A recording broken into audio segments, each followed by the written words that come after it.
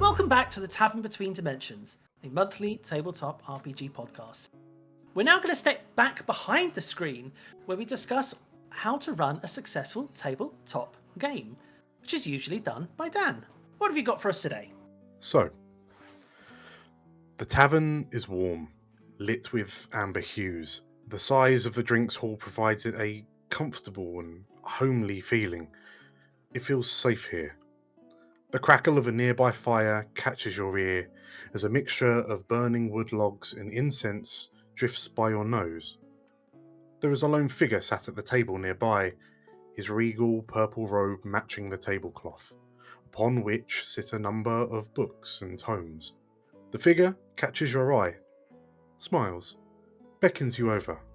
As you sit opposite the man, the dancing firelight reflecting off the lenses of his glasses, he says, "Welcome to the DM's table. Let me tell you all about narration." Chills. Very Chills. Yes. Love that. This time round, I thought we've spoken about quite a lot of stuff in the DM's round, DM's table before, and last time we were here, I was saying how I believe that NPCs are the most important tool in a DM's arsenal for kind of running the game and bringing their players in to this kind of group experience. So I thought it would only be sensible to talk about what I think is the second most important thing, which is narration. It's one of those things where I feel that everyone knows it's important, but no one really kind of appreciates how important it can be, because I find it really, it's an aid. It's the soil from which glorious roleplay can bloom, and yeah, I find that good narration just kind of ignites the imagination of the players around your table, and once that imagination is sparked, then everything just kind of flows from there. So I just wanted to go through a couple of points that I find really important when it comes to narration, the differences between prepared narration and unprepared narration, and also any potential pitfalls that you might accidentally stumble in unless you're kind of aware of them, and then kind of work around them. So, important things to remember. Narration as a tool it allows your games master to paint a picture in the minds of all of your players. Now, a lot of RPGs nowadays are moving more towards the uses of visual aids or visual cues, usually maps or whatever, but there are still a significant number of RPGs that run in what people refer to as theatre of the mind, where everything is a picture internalized within the minds of your players and yourself. And through your narration, that's going to allow you to impart your visions into the lucky people sat opposite you. Some people think that it's a gift that some are kind of just gifted with, and that some people can't do it, but I think that's a bit of a fallacy. I agree. I think what's most important though is that when it comes to describing a scene, a common trap that some people can fall into is only describing what is visually there. And we as human beings have at least 4 more senses on top of that, and all of those we have intimate kind of knowledges with, which helps us kind of imagine a scene. So it's fair enough, what does it look like? That is a very important thing to describe. But what does the wallpaper taste like? What does it sound like? What does it smell like? Nice. What does it taste like? What does it feel like? All of these senses you can use to kind of bring someone into that kind of feeling. But beyond those kind of 5 senses that we all learned from like high school GCSE biology, we also have ideas of the feel of something, the atmosphere, the mood, the excitement. All of that is stuff that helps inform your group on what exactly it is you're trying to describe. If I were to paint you a picture of a throne room, that throne room is very different on the eve of a mass execution from the corrupt king versus on the eve of a great feast after a victory, a battle. Yeah. DMing can be a very exciting thing. I'm not gonna But I find that when it comes to narration, the pacing and the clarity of what you're saying is quite important. Obviously, the biggest hurdle to having a group of people all kind of zoning in into the same place in an area created purely within their minds is confusion, miscues, making sure that you speak slow enough that people can take on board what it is you're saying, uh, concise enough that they know what it is you're saying. That all helps. That is to say, I wouldn't go so slow that you become droning or and just put your players to sleep. Yeah, making sure that what you're saying is understandable. That's really going to help. This one, like, no one really wants to hear this next tip, but arguably it's really important. The best way to get better at narrating is to narrate and just practice. Realistically, every time you narrate, if you're better than you were the last time you narrated, then that's positive growth. And there comes a point where actually your narration will be at a point where it's good. It's really good and it ticks all the boxes and everyone's having a good time. And at that point, you can almost kind of relax and have fun with it, right? Because you've got to enjoy the narration as much. If you don't enjoy your narration, then your players sure as hell won't. When I DM one shot Stan, my narration is terrible. It's just god awful. It's like you arrive in the throne halls. There's 6 pillars, a king, and some guards. Go. Just like that. That is literally the extent of the narration I do. I just don't have the visual clarity to actually describe things in detail. I don't think it's a skill I have. So it's interesting that you kind of bring up this idea of visual clarity. So the next point is kind of prepared narration versus unprepared narration. Now, any of you that have played an adventure from a defined adventure book, similar to Wild Beyond the Witchlight or Court of the Shadow Fae, there will be boxes of, I call it read aloud text. And it's usually in italics. It's usually in its own separate box, and that is very much the scene setting stuff. But then, obviously, as soon as you get past that, you're probably going flying by the seat of your pants, primarily responding to your characters and so on and so forth. The way that I try to do unprepared narration to make the way I think of what to say when I'm not prepared on what to say. I'm a very visual person, so once upon a time, I used to play bass guitar, and I never learned how to play it through reading the notes. I used to picture the shapes my hand made on the fretboard. Like, that's how, I'm visual. Yeah. So I tend to picture the scene in my head as if it were a scene in a movie. Yeah. And then I try to turn the saturation on it up as high as I can. And then you probably see me when I'm playing in the Cormier Echoes of War game, but I'll close my eyes and then I'll describe what I'm seeing to the group. And as long as I can keep that one image in my head, then what I'm spewing out is going to be cohesive. Yep. I have no images. This is the issue. I be dumb, Dan. I don't have anything popping up. Well, you just see primitive shapes. Yeah. So I mean, this is it. Like, I suppose, like, I am lucky enough that I'm able to visualize this, and then I have the vocabulary to explain that to my players. But I mean, you yourselves will know best how your minds work. So you'll know the best ways of kind of developing those. I would argue as kind of generic advice for helping you in those unprepared moments.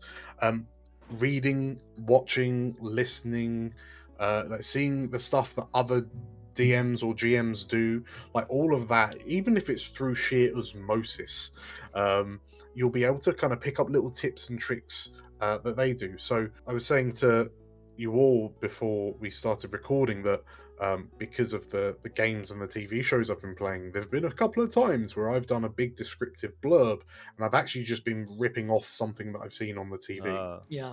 But the thing is, you wouldn't really know it. Only the person... only I knew where it was coming from. When we were about to start the Shadowrun Sprawl campaign, I realized that my knowledge of kind of sci-fi and cyberpunk and all that sort of stuff was not as great as it is for fantasy genres. So I just started trawling for loads of other games that are online that were playing kind of Shadowrun and that sort of ilk. I sat down and played through the Shadowrun games on PC, which are amazing, by the way. And yeah, like I sat down and I went, you know what? I haven't seen it for a while. Let's watch Blade Runner. Oh. Yeah, it's just kind of immersing yourselves in those things, and it's not to sit there and go, I'm just going to rip that off, but actually kind of sitting down and then thinking, oh no, as a description, yeah, there is a building-sized neon sign advertising ramen noodles. Sure. Like, I wouldn't necessarily have thought that unless I watched Blade Runner 2049. 2049, yeah. 2049. Yeah, you need to steep yourself in that setting. Precisely. Whether that's reading or watching or playing, and then you're going to have that vocabulary, that sort of visual vocabulary or lexicon of ideas to draw off. Yeah, exactly. This is a cheeky one. Don't let the others know about this one. But actually, if you're feeling kind of unprepared with your narration, especially if it's kind of a world-building narration, just let the players do it. Oh yes.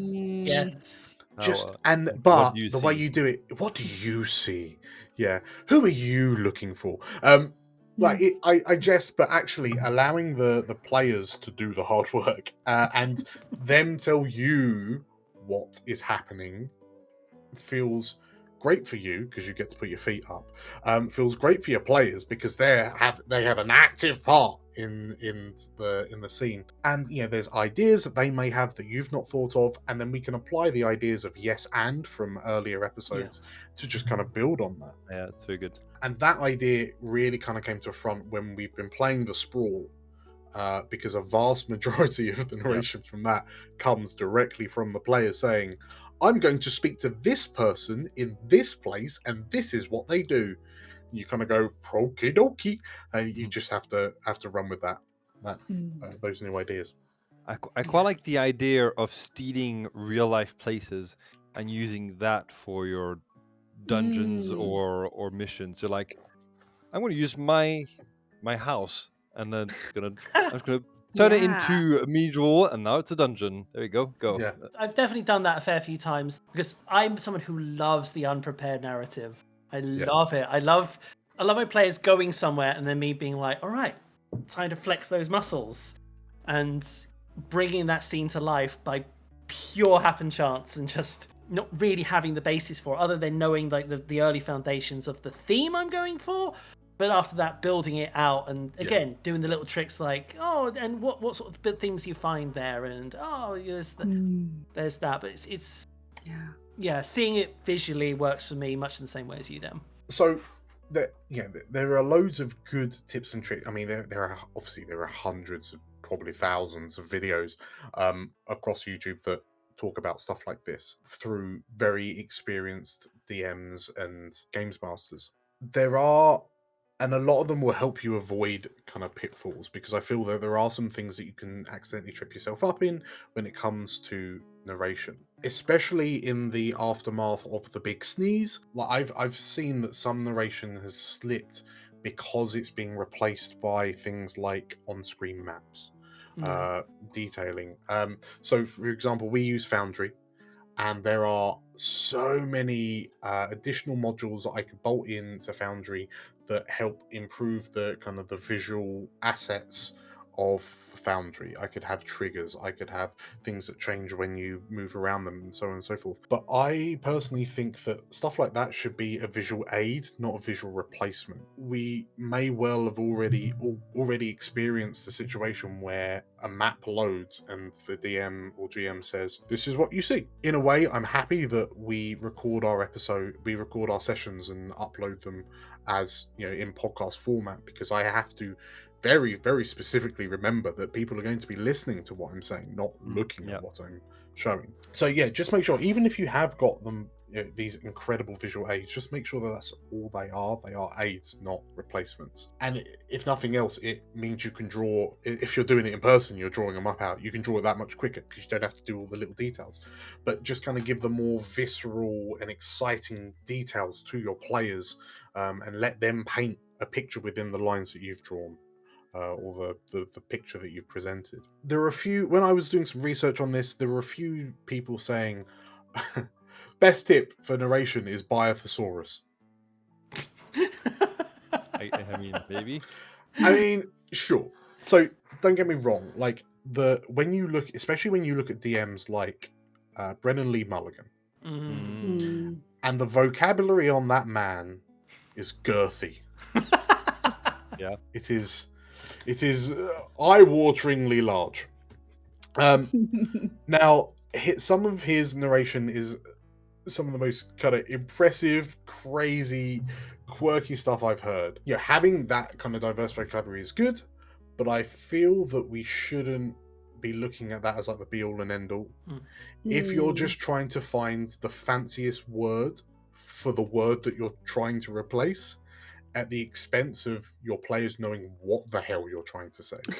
Yeah. My mind immediately goes to the Tomb of Horrors, Second Hallway of Circles, where Mr. Gygax has written out all of these colours and no one at the table knows what colours they are. Was it all like magenta, cyan? No, they're in the first corridor. Everyone knows what's up with those, but if you ever get a chance to go through it, you can look at... I had to Google some of these colour names to find out what colour they were, because some of those circles were real important. Spoilers. Yeah, if you're just trying to make your words sound fancy, to make your narration sound fancy, just take a moment and think, am I being cognate? Am I being concise and understandable to my party? And I think also kind of lapping back to that yes and idea is that if your players have introduced something new to narration, make sure you run with that narration. Don't just kind of, if you forget, that's one thing, but if you just kind of paper over it because that wasn't part of the plan, your players are there to help you with the narration. So take their narration, run with it, and actually a lot of the time that's where your excitement comes from. Yeah, this is where their excitement comes from. But yes, so those are kind of a quick rundown on how I'd look at narration. Just a recap, I think it's super important to make sure you're describing more than just what the players can see, but everything else that the players might notice in terms of their senses or the vibe and feel of a situation. Make sure that you're speaking kind of clearly and slowly enough that your players are on the same page as you, but also kind of make sure that you're keeping the energy and excitement up when it's needed. And yeah, just practice. Every time you do it, you get better. So with that in mind, just keep doing it. DM more and be more, be happy to kind of jump into more extreme narration prompts and kind of paint even bigger and wilder pictures. Unprepared narration is usually more fun than prepared narration. It depends on the DM. It does depend on the DM. Depends on the GM. So for people like Anton and me to an extent who don't have such a mind's eye, which is a common thing, you're really going to rely on your preparation a lot more, I think. Sure, that's fair. Well, in which case, let me say then that unprepared narration isn't as scary as it may initially seem. We all have our own ways of kind of dealing with those moments, and one of those is just to get inspiration from any other source. Everything is inspiration if you try hard enough. If even after all that, if you're still running dry, just let your players do it. They're just sitting around twiddling their thumbs anyway. Last of all, try not to let your visual aids overpower your narration. Don't paper over your players' narrations, and don't be a walking thesaurus. Be an amazing games master. Use words that make sense. Yes. Use your words. Use them well. Yes, absolutely. So just out of curiosity, what would you, the three of you, imagine bad narration to sound like? Whatever I say. I think too long or too short, probably. So if there's no narration, that's pretty bad. But then if it's just going on and on and on and it's overly inclusive, that can get a bit, I think that can just get a bit dull. Players can start to feel a bit left out. Sure. I think yeah, over long descriptions is just when you start going full Tolkien, you know, that's when you know you may have gone a bridge too far. Yes. In which case, like, Yeah, leave counterpoint it to that. Tolkien. He was the genius at it. You don't need that at your table. Well, counterpoint to that, like, as players, how do you all feel when the narration is good? Do you know what? I would say just bringing them up because you've mentioned them in the first segment, but the Adventure Zone, like Griffin McElroy, Yeah. his amnesty when, spoilers, one of the characters dies. Ooh. That scene he described literally moved me to tears, Yes. which never happened on anything like that before. But that is when the narration can make you feel and see things. That's when I think it's good narration. I think a movie to goddamn tears. You know, that's As a DM, I take it as a badge of honor. Well, you should take it as a badge of honor if you move one of your players to tears. yes. Yeah. Yes. Yeah. Drink those tears. For me, that's good narration. If it can actually make you feel something, then I think you're definitely onto a winner there. Yeah. And with that, the DM sat back in his chair, proud at the stories he weaved. The others looked upon knowingly and nodded in contentment at the knowledge they had gained.